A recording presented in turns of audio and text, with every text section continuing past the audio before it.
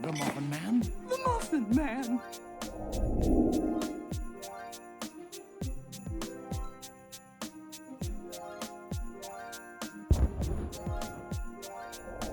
Thomas here with Much Props, going to give you another how-to video. Today I am building something Christmas related.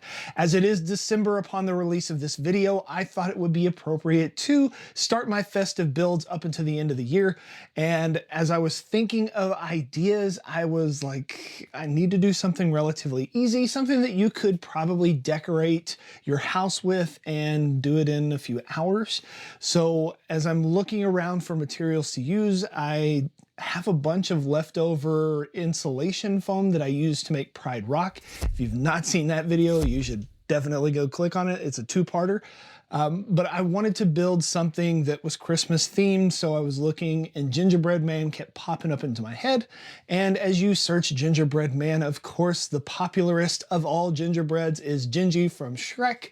Now, bear with me. There is a Shrek movie. Shrek the Halls is a Christmas themed adventure. It's like 30 minutes. And I thought, why not build Gingy? He's a gingerbread man. So that is what I'm going to do. He's going to be made out of foam and it's going to take me maybe 2 hours or 3. Let's get to building. This is polystyrene board insulation foam. It comes in various thicknesses and dimensions are 4-foot by 8-foot sheets. Mine is a 1/2 inch thick. For my metric friends out there, this is 1.2 meters by 2.4 meters and about 12.7 millimeters thick, I guess, if my conversion's correct. This is leftover from my Pride Rock build that I mentioned in the intro. I'm going to cut it down into some more manageable pieces, and by doing so, I generalize the size of what I think it's going to end up being, which is about 2.5 foot tall. I grab a bowl from the kitchen to get a close enough circle and draw out a rough sketch of my Gingy onto the foam with a Sharpie marker.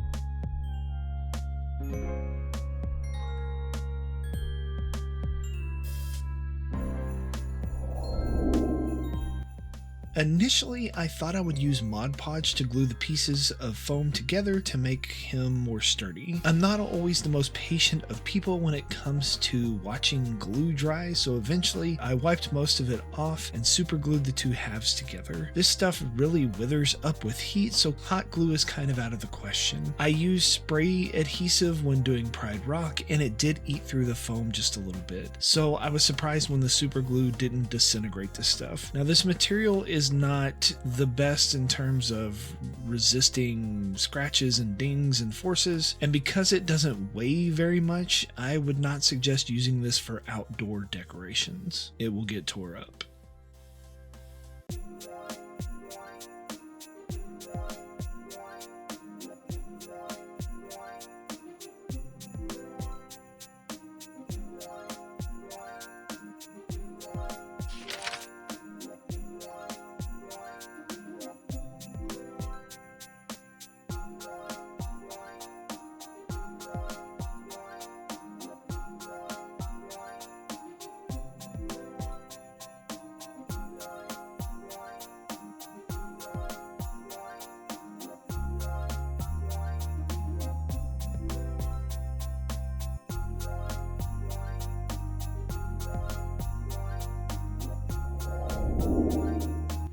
At some point in the original Shrek movie from 2001, Gingy has his legs broken off by Lord Farquaad. Towards the end of the movie, you see him again hobbling on a candy cane crutch. So this is the image that I am drawing inspiration from to bring another Christmas element into the build also. I could have made it bending PVC pipe, but decided that I just wanted to use one material for the whole build, keep it simple. I drew the candy cane out and then cut it from the foam. The sound it makes when you cut this foam is quite unpleasant. I would recommend putting on some music or some headphones or something so you don't have to grind your teeth as you pull the blade through. But one of the nice things about cutting this foam is that you only have to cut partially through and you can snap off the rest of it.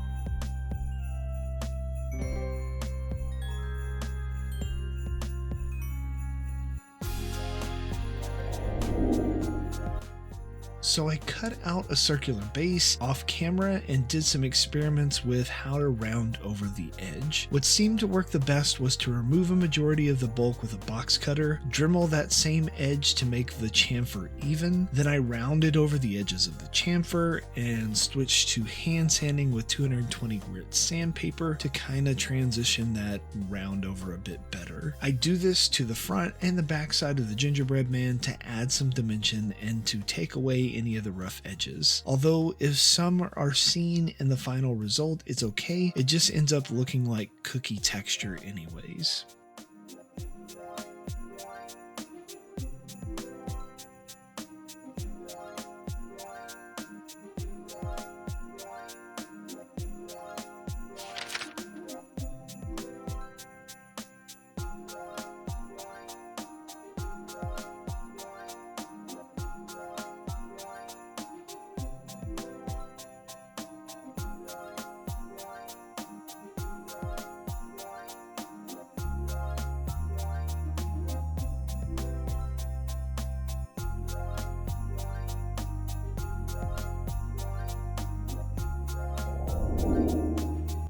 With my Gingy and his cane positioned on the base, I'm going to cut out a chunk for it to slot down into. In past Christmas builds when I did cutouts, I didn't take into account packaging this stuff up and putting it away for the season when it was over. So I wanted to make a tight enough indent that it is sturdy enough to stand on its own, and at the same time not have to put glue in it and be able to pull it apart for flat storage. Just trace the outline of the contact points onto your base and slowly sneak up on that line, repeatedly fitting in your cutout till you get the perfect fit.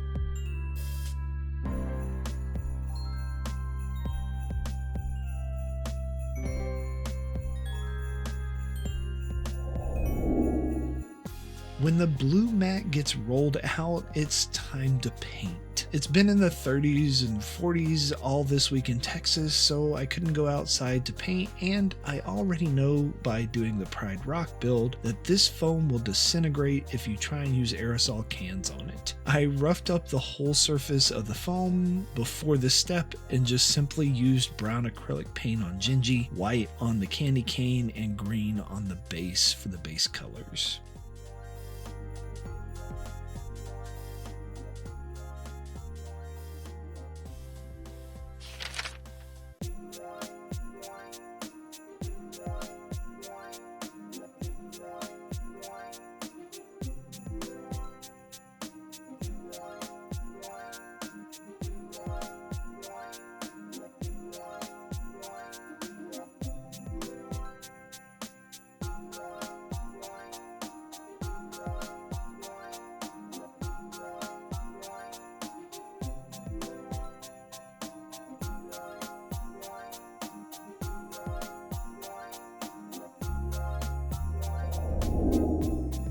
An easy way to add stripes to a candy cane is to just use some painter's tape, but because this is 1/2 inch thick rounded over pieces and not a perfect cylinder, arranging the angle of the tape to get that gap just right can be a bit tricky. And when you get to the bend, I highly suggest just hand painting the spiral by eye. It won't be perfect, but Gingy's armpit kind of covers most of this part up anyways, so it won't be seen for the most part. Once fully painted, remove the tape and you'll have a nice spiral around the candy cane.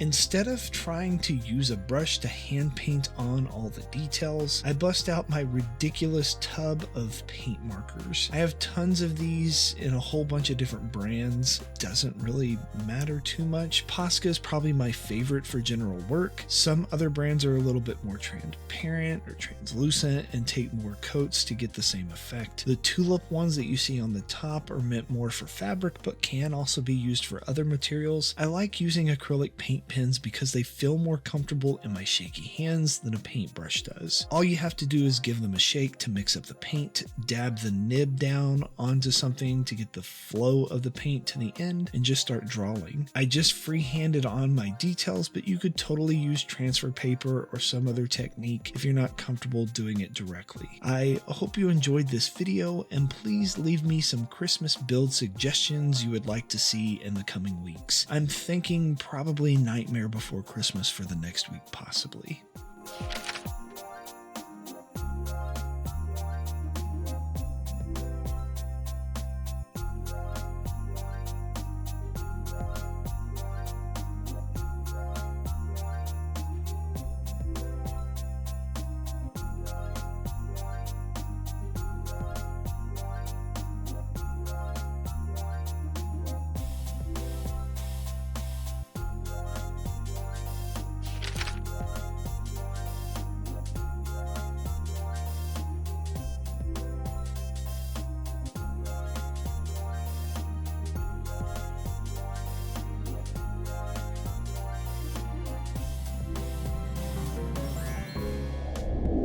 And we are finished. Now he is too big to fit in the screen. He's roughly 2.5 foot, almost 3 foot tall. He's a big boy. And I really like the fact that he's not actually glued down to the base. It's a friction fit so that I can easily pull this apart and pack it away and store it. It's a good solution if you didn't want to have to like find some way to store this massive thing somewhere. But yeah. Maybe you'll try and make one of these yourselves and impress your friends with your ability to pull something from a Christmas movie, put it into the real world, and prop it up next to a tree or somewhere else in your house and give that festive little touch. Yeah. Maybe you'll get some. Yay! And inevitably, they're going to ask you, how'd you make that? You can give them one of these. Tell them, much props. Time to put him by the Christmas tree and maybe protect him from losing those gumdrops. Peace out.